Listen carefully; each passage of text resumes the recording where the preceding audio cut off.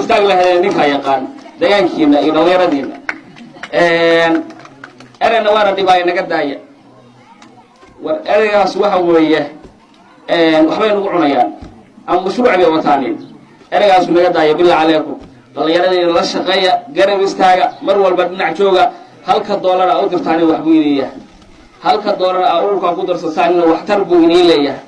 dagaankiina wax laga bedelayaa geedka lagu beeraahi dagaanku qurxiya qashinka laga ururiyay dagaanku qurxiya hadhiinina warqashin la guraayo iyo geed la beeraahi wax ma tare wax kale maxaan oo haysaan sida la sheegay hadda kaararkaas waxna tarimayaan waxana u dhigi lahaaba hadii hay'adini timaado kaarar dhismiso wax dhahdaan inta u soo qaadaan ururka wax ku taraado oo ururku waxay ku qabteen runtii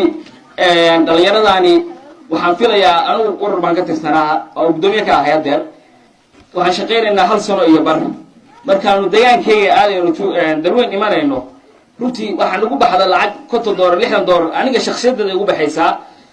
waa lacagteeda iga baxaysaa $1 inaan ka cuno lagama yaabo misal hadda wax la dhahayaa musuqmaasuq iyo lacag buu cunay runtii waxa isku daydaan inaad dhalinyaradiina la shaqeysaan garab istaagtaan mar walbana ururkan la asaasay diyaar baan laahay waa la shaqeynaynaa hadaan nahay ururka ka dhisan deegaanka Darweyne Higsi garab insha Allah weyn baan noqonaynaa waxaan maqli jiray soo ahayd wacyi iyo carmo iyo tisiic hada u faywa midoodan Darweyne iyo tisiic iyo furina waa midoodan waxa lagu daafurayaa ama aanu daafur ka dhigaynaa waa ururka Higsi organization oo aanu hadafkiisu yahay in deegaankan aanu horumarino runtii hadii aan u hawlgalo ama aan u gudagalo hadafka laga leeyahay ururkan waxa tahay in deegaanka Juurle aanu horumarino maadaama aan nahay aanu isku jiro dhalinyaro aqoon-yahano ah heer jaamacadeed heer dugsi sare iyo heer dugsi dhexe waxaanu u istaagnay waa inaanu deegaankayga aanu horumarino runtii oo aanu nahay dadkii deegaankan iyagu berri ka maalin iyagu manaafasan ama deegaan u yahay oo ku soo barbaaray oo intaas ku soo leekahay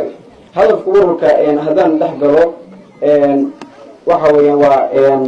hadaan dhex galo hadafka ururka waa bilicda deegaanka caafimaadka iyo waxbarashada runtii iyo dhirayn loo sameeyo tuulada gebigeeda ahaanteedba runtii anagu waxaan nahay dhalinyaro isku tashtay runtii cidna lacag lama siiso anaga biilkayga iyo gacanteeda aan ka bixino runtii dagaalkaasna waxaan u muujinaa runtii inaanu deegaankayga aanu ku horumarino oo aanu ka dhigno mid la tartama deegaanada ku xeeran oo u dhowdhowba oo runtii oo aan beri ka maalin aanu ku faani karo inuu deegaankaygu yahay deegaanada kale ka qurux badan hadday noqoto waxbarashada hadday noqoto caafimaadka hadday noqoto korontada runtii korontada waa waxyaalaha asaasiga ah oo deegaanka ama tuulada oo kaleeto uu u baahan yahay sidoo kale caafimaadka waxaan rajaynaynaa insha Allah anigu inta shakhsi ahaanteyda intaan xilka hayo ama gudoomiyaha ahay waxaan ku dadaali doonaa inaan deegaankii ugu horeyn horta koronto loo sameeyo qodobka labaadna waxa weeye in caafimaadka iyo faydhowrka deegaankii la hagaajiyo nakirta waxbarashada in la horumariyo haddaan qodob u dul istaago laka korontada oo kaleeto runtii horta anagu manihin dhalinyaro dhaqaalo ku fadhiya korontadan aan leenahay waa sameynaynaa ama deegaankaan gelinaynaa runtii waxaanu la kaashanaynaa waa uqaasha deegaanka hooyooyinkii iyo inta deegaanka ku nool oo dhan runtii haddaan intaasna garab istaagin $1 $2 $3 haddaan noo toorin runtii anagu meel ma gaarayno deegaankana horumarka ma u gaarayo korontada lama gelinayo laakiin caafimaadka haddaan usoo laabto caafimaadka tuulada waxa aanu dardar gelinaynaa inaanu tuuladii hadduu qof dhaawac noqdo ama qof wax yar gaaraameen runtii inuu si sahlan oo adeeg caafimaad uu ku heli karaayo oo loo sameynayo adeeg si walbaana oo dadka deegaanka la kaashanayna aanu si walba qaran u bixinayno dhakhaatiir deegaanka u dhashay way jiraan oo caafimaadka barta siday deegaan markii la dhiso ay u hawlgeli lahaayeen oo caafimaadka deegaanka ugu kaabi lahaayeen haddaan u sababto dhanka dhireynta deegaanka waxaanu ballan qaadaynaa anagoo ah ururka Higsi organization in guri walba aanu ku beeri doono geed geedkaas oo aanu runtii aanu qof walba horta lacagta inaga jeebka ka bixin doonaa oo ururka miisaaniyadda uu leeyahay baanu runtii baanu ka bixin doonaa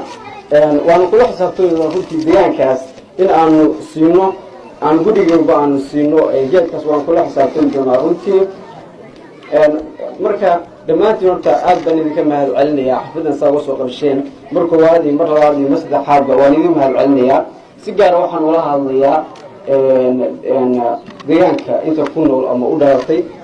hadday dibad joogaan iyo hadday dalka joogaanba waxaan ugu baaqayaa inay nagala qayb qaataaniin horumarinta deegaanka aanu horumarinayno runtii dadaal dheer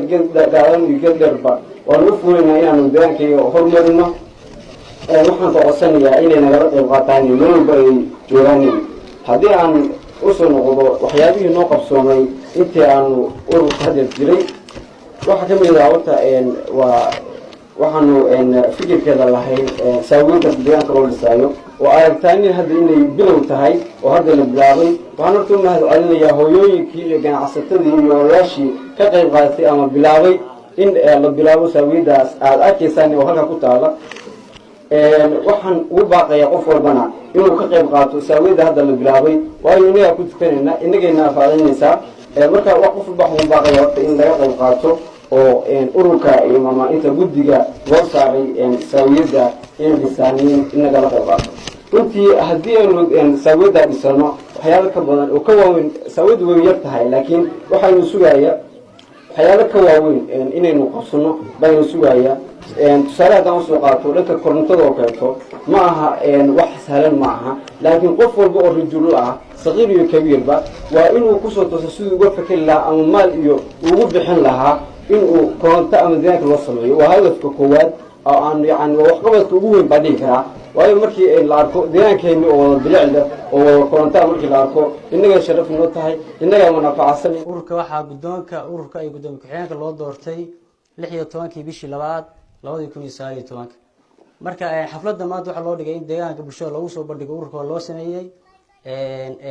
arkaan ururkooda lana shaqeeyaaneen wax kasta wax qaban ay la qabtaan ay noqon kuwa ka hor yimaada sida ogsoontii magaalada ma lahaan jirin urur hormarneed magaalooyinka ururay lahayd marka waxaan rabnaa bulshada ka codsanayna in la shaqeeyaaneen dhammaan xubnahooda iyo gudoomiyahooda ay noqon kuwa ka caajisay ururkooda aan noqon kuwa kala hagrada waxyaabo wax qabadka hadii noqon lahayd maalkooda maskaxdooda iyo muruqooda mar labaad iyo mar saddexaad in mahad celinaya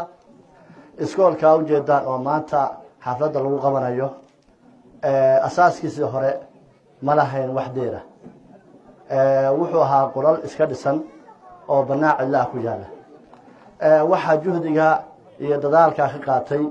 guddiga ka dhisan magaalada Juurile oo gudoomiyaha ka yahay Cali Maxamed Maxamuud iyo gudoomiyaha Cali Qodax Saalax dadaalkaas oo ah maanta in ay ku qabsanaysaan xafladda ballaaran oo ay isugu timaadeen waxa kale oo jira magaalada waxa ka baxay iftiin lagu maaabo solar system taana waxa ka qayb qaatay guddiga magaalada tuulada oo aad iyo aad heerka u soo gaarsiiyay maanta waxaan ku faraxsanahay 100% urur dhalinyaro ah oo maskax tuujin ah oo gudoomiye iyo gudoomiye ku-xigeen maanta samaystay oo ah reer Juurile inaanu soo dhaweyno oo gacmo furan ku soo dhaweyno guddiga diyaar baa u nahay aad iyo aadna waa u soo dhaweynaa degmo iyo basaaso tisdiic iyo tuulal baa ka yimaadeen aad baan u soo dhaweynaynaa waana la shaqeynaynaa insha allah bidullaahi kariim waxaan leenahay wixii hore loo soo qabtay u qabteen adiguna haddeer dhalinyarada ama cilmi ha noqoto ama maskax ha noqoto ama tabar ha noqoto adinkaa laydin fadhiya rag iyo dumarba waan idin salaamayaa dhammaantiinba assalaamu calaykum waraxmatullahi wabarakaatu dhardhaaradu hadday laba yihiin dheri ma qaadeene waxaa dhagaxa kale loogu daray shayguyuu dhicine nina kelima dhiirado haddaan dhowr la ciidamine dhuryaale kama liidane aan isku dumnaanno tabantaabaday labo gacmood tamar ku yeeshaane dhafarkii tidcani aqalka waa dhidib adkayaaye shandhakaatiyaal wada jirkoodu dhumucdu weeyaane hadday dhuudba meel taagan tahay dhiil ma hayn karoe inkastoo dhufeeciyo xaskuloo dhuub leh laga diiro lama kala dhuftee xadhiiga waa laysku dhowraaye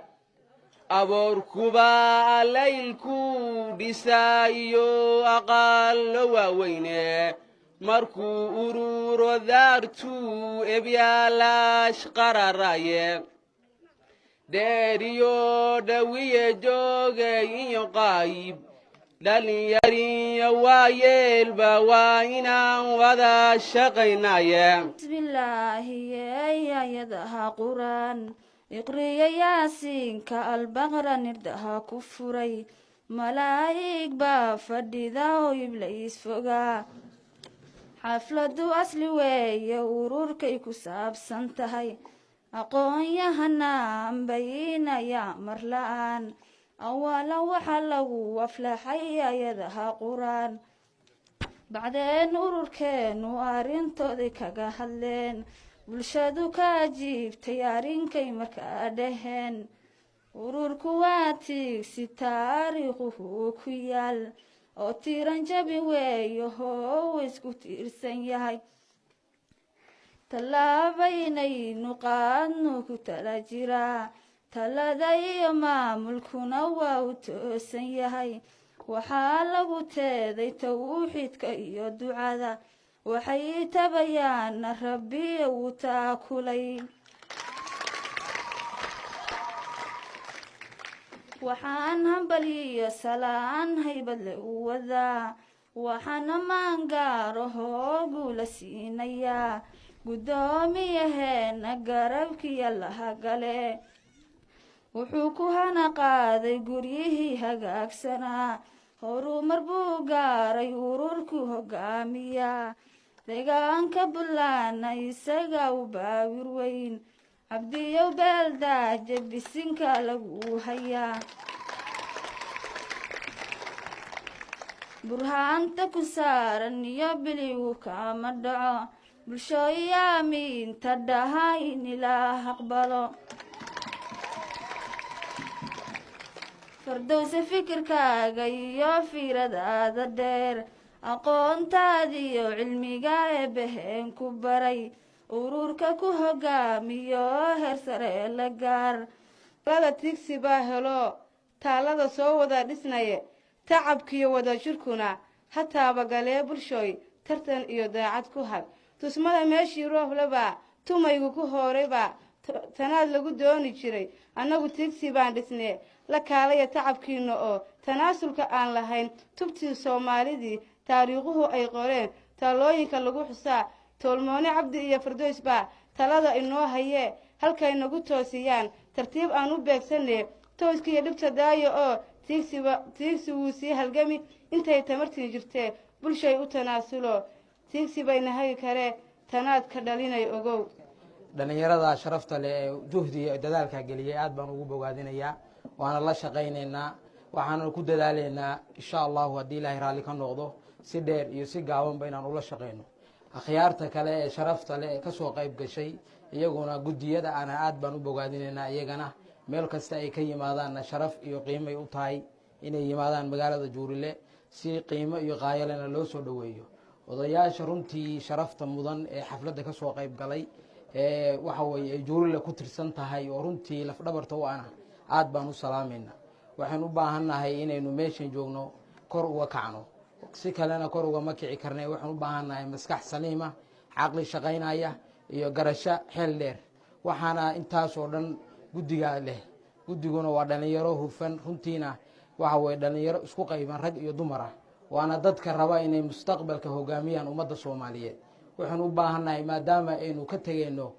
waxa weeye odayaal iyo waxa weye dad waxa weye maanta hiigsiga la maraya dhalinyara wax hogaamisa waxaan u baahannahay in lala shaqeeyo guddi meel walba uu joogana waxaan u baahannahay inaynu juhdi iyo dadaal gelino